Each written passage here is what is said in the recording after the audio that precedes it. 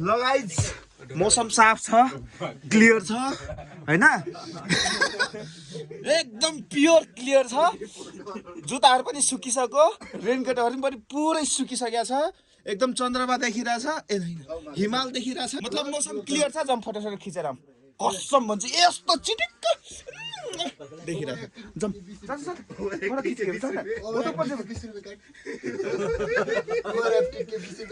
Over app team जम्न photo खिचेर राम्रो छ कसम मुख न सुक धुने हैन नि अहिले जम्न गाइज हाम्रो होमस्टे ल गाइजहरु मौसम क्लियर छ हैन हिमाल पहाड तराई सबै देखिरहेछ ओ माय गुडनेस दामी छ यार भ्यू अगाडि तपाईहरुले देखाइदिन्छु ल पहिला चस्मा खोल्छु पनि ओ केटाहरु यहाँ छ नि त मामा यस्तो खतरा ओइ ओइ ओइ ओइ ओइ ओइ हट यस्तो दामी छ नि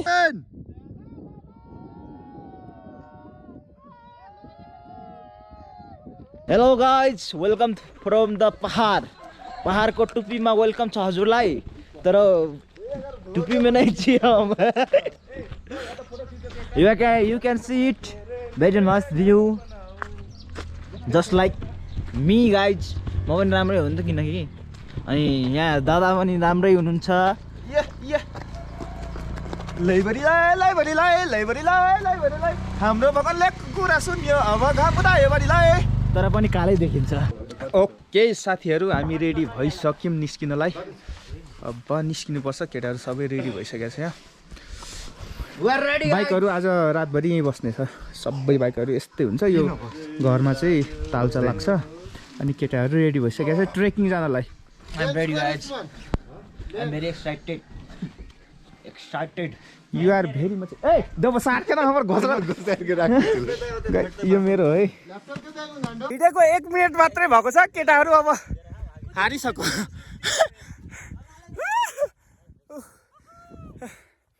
माथि गइसक्यो अरु केटाहरु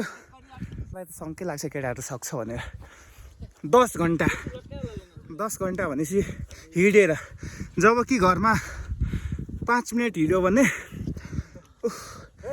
सासा भइन्छ यहाँबाट आउँदैछ तल यहाँ चाहिँ पानीको मुहान यहाँबाट सुरु छ फेरि यता त्यस्तै छ यार हिडेको 10 मिनेट मात्रै भएको छ यार स्टामिना स्ट्रेन्थ जे जति छ यो ट्रेकिङमा देखाउनु पर्ने छ यार गाह्रो छ आम्मा गोप्रोमा त देखिँदैन होला यसरी पुरै गाउँ छ यता ट्रेकिङ गर्दा सबभन्दा सुरुमा हामीले चाहिँ अवलोकन गर्न सक्छौँ ठाउँहरूलाई अब जस्तै हामी कुन ठाउँ जाँदैछौँ त्यो ठाउँलाई अवलोकन गर्न सक्छौँ प्लस यो बाटोघाटो छ नि त्यसलाई मजाले नेचुरल ब्युटी हेर्न सक्छौँ साथसाथै हाम्रो ड्रिम हुन्छ हाम्रो सपना हुन्छ त्यो सपनालाई अलिकति भए पनि सजाउन सक्छौँ अझ हाम्रो साथीहरू कति छ टाइम स्पेन्ड गर्न सक्छौँ टाइम स्पेन्ड गरिरहेछौँ रमाइलो गरिरहेछौँ इन्जोयमेन्ट गरिरहेछौँ त्यही त हो नि ट्रेकिङ भनेको अरू के छ साथीको गाड फटिसकेछ भर्खर 1 घन्टा हुँदैछ हिँडेको अझै हामीलाई 5-6 घन्टा लाग्छ होला सही छ मजा आइरहेछ गाइज मलाई त बल्ल देख्यो यार 72 प्रकारको छ अरे 1 प्रकारको देख्यो अब अझै 71 प्रकारको हेर्न बाँकी छ यस्तो छ है गाइज यसरी देखिन्छ कि देखिँदैन पुरी मन्नते हुई पिंक कलर यहाँ त भिडियो सुट भइरहेछ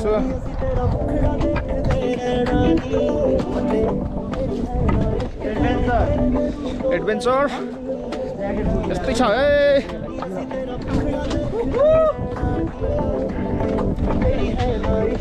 यहाँ चाहिँ यो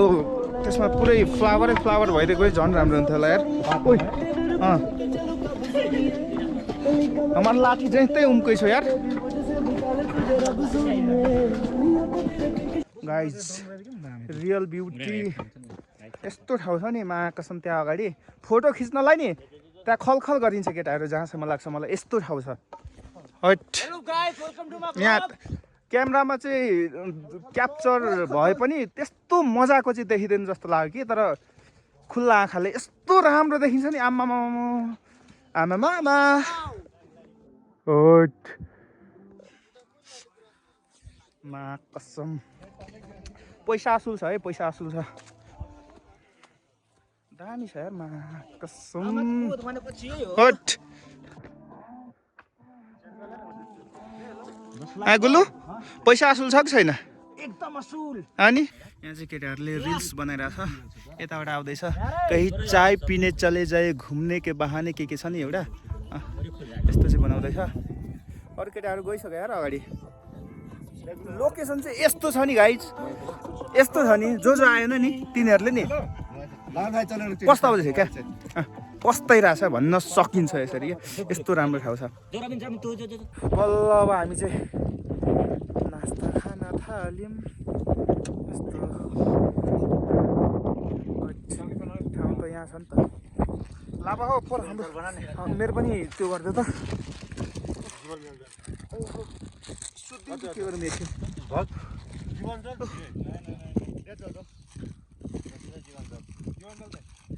अब यहाँदेखि चाहिँ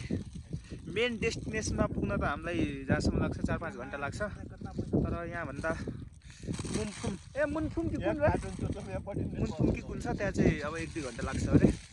त्यसपछि त्यहाँबाट डिसाइड हुन्छ हामी जान्छौँ कि जाँदैनौँ भनेर किनभने केटाहरू सबै गलिसकेको छ अहिलेलाई सो लेट्स होप केटाहरू मरो यो करिया सबभन्दा बेसी हामी पनि छौँ ल यहाँ चाहिँ ठुलो ठुलो छ गुराँसको गाछहरू राम्रो गाछ भन्छु रुखहरू थारूमा गाछहरू केटाहरू छ अगाडि अरू पछाडि छ यहाँ अब एकजना बेहोस भएको अवस्था छ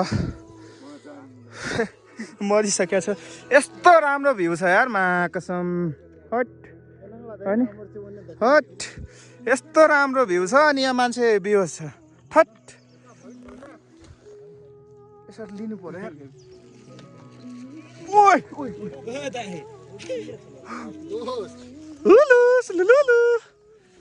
यहाँ चाहिँ अब ड्रोन उड्छ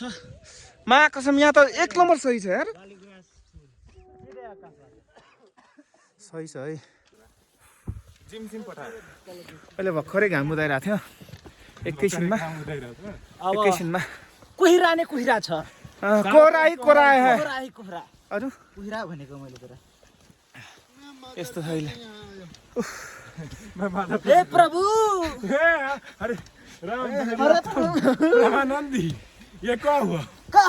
कोहिरा हो गया अहिले हामी कहाँ छौँ यो पनि थाहा छैन सबभन्दा टपमा छ जस्तो लाग्छ यो केटाहरू पानी पर्दैछ त्यही भएर यो चाहिँ यिनीहरूले चाहिँ लाउँदैछ रेनकोट गुल्लुस लुलु यिनीहरूलाई असिना झरिरहेको छ यार यस्तो छ ठाउँ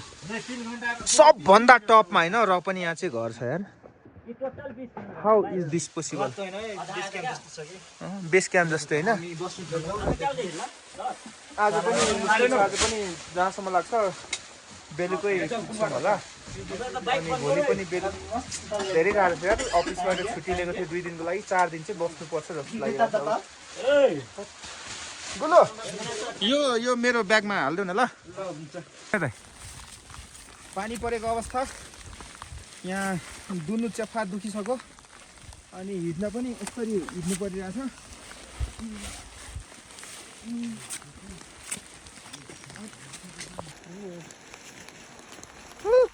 Guys, finally we are in Mundhum अब यहाँबाट कहाँ जाँदै त्यो थाहा छैन तर आज चाहिँ यहाँ भात चाहिँ दबाएर खान्छु गाइस 3 बज्यो अझै 4 घन्टा लाग्छ हामीले कति 6-7 घन्टा हिँडिसकेका छौँ अहिले चाहिँ एउटा सानो देउसो के छ यो ठाउँको नाम के थियो त्यहाँ के लेखिरहेको थियो त्यस्तै ठाउँमा छौँ धुन्द्रे देउराली अब यहाँबाट चाहिँ अझै 4 घन्टा लाग्छ। हामी 6 घन्टा हिँडिसक्यौँ भनेपछि 6 4 10 घन्टामा हामी डेस्टिनेसनमा पुग्छौँ। त्यसपछि त्यहाँ बास बसेर भोलि एकछिन रमाएर फेरि त्यहाँबाट 10-11 घन्टा हामी हिँडेर आउँछौँ। सो तपाईँहरू बुझ्न सक्नुहुन्छ हामीलाई कति गाह्रो भइरहेछ। सो तपाईँहरू यहाँ आउनुभन्दा अगाडि चाहिँ केही प्रि प्लान गरेर आउनु होला।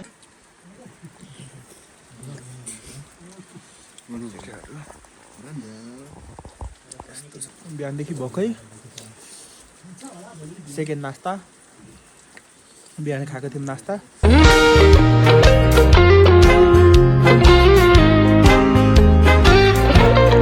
हावा चलेछ सिरिरी बतासे बनेर लैजाउ न उडाई तिम्रो त्यो सहर। म त उडेछु गुडेछु डुबेछु तिम्रै कल्पनामा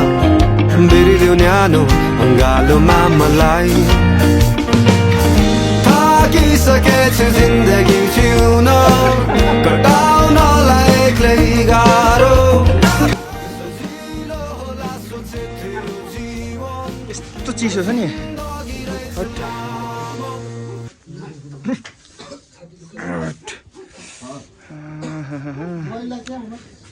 सकिँदैन अब सकिँदैन है सकिँदैन। गुल्लु मरो म त हिँड्नै सक्दिनँ। भोलि कसरी घर जानु मलाई त्यही भइरहेछ।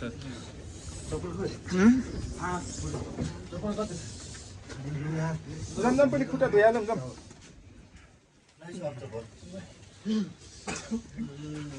जम जम जम जम जम।